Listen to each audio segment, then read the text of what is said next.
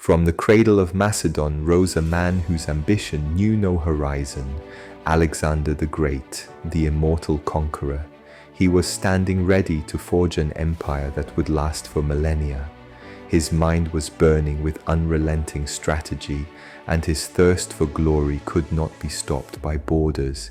Even if he had no idea of the winding path his destiny was ready to take him on.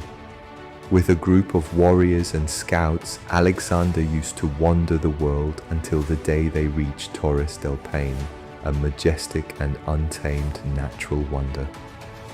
Struck by the wild nature and the towering granite peaks, he grasped the unique destiny that lay in front of him and decided it was time to establish the first roots of his empire.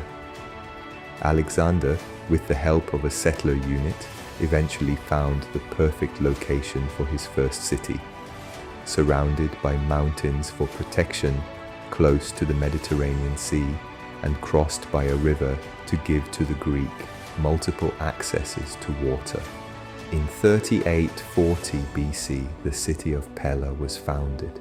The next centuries were dedicated to exploration, as the Greek scouts roamed the continent relentlessly. Their expeditions were fruitful, and they established contact with two city-states close to Pella. First, Kumasi, a place dedicated to culture under its many forms.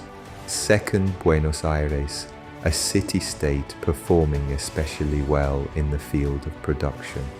The feedback of the emissaries from those city-states inspired Alexander into giving Pella its first code of laws. He picked military policies focused on exploration, as it had been a fruitful endeavor so far. Concerning his economic policy, he concentrated on production because he felt Pella needed to step up regarding its growth. The first millennium of Pella was a time of peace and development. Builders were relentless, farms were thriving on the territories surrounding the city. Potters and stonemasons were always busy. The highlight of this millennium was probably in 3440 BC, where mining was discovered, granting access to several quarries on the Greek territory, leading to a great boost in production. The only exception to Pella's peace happened in 3280 BC, when a scout returned with the news of the encounter with a barbarian outpost near Buenos Aires. The city-state asked for the barbarian matter to be eliminated in exchange for a generous reward. Alexander jumped on the occasion to use his army in real combat for the first time. They easily dominated the few barbarians and efficiently destroyed their outpost as if it had never existed. It was the first sample of military victory for Alexander the Great, and he clearly enjoyed the taste of it. In 2800 BC, the second city of Alexander the Great was founded on the coast of the Mediterranean Sea, not far away from the city-state of Buenos Aires. He proudly called it after himself, Alexandria. It roughly coincided with the first reports of Greek scouts claiming to have encountered another civilization. Those scouts had traveled north of Greece until a territory belonging to people calling themselves Indians. They also met their leader, Gandhi. They described him as a wise man and a champion of peace. Apparently, he was not the kind of leader looking for conquest, but a non-violent and compassionate father for the Indian people. Gandhi really believed that peace was the mightiest weapon of all, and that it was the key to bring harmony and prosperity to his country. The Greek scouts had also brought back a message from Gandhi, an invitation for Alexander the Great to visit him in India. The Greek leader read the message with curiosity. Greetings, Alexander. The path of peace is open to all who seek understanding. I invite you to visit my capital, that we may share in dialogue rather than discord.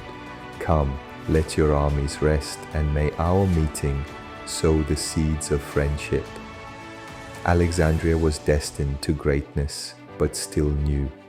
Without walls, the city would struggle to repel potential assailants.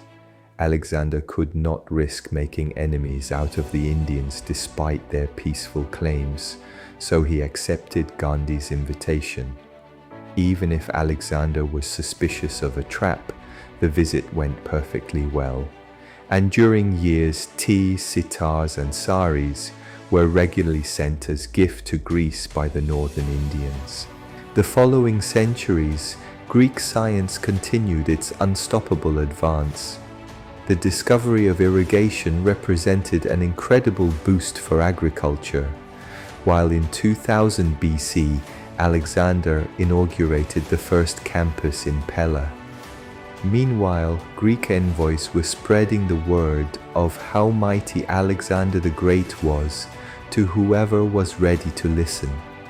The city-state of Buenos Aires was so impressed that they decided to declare him their suzerain.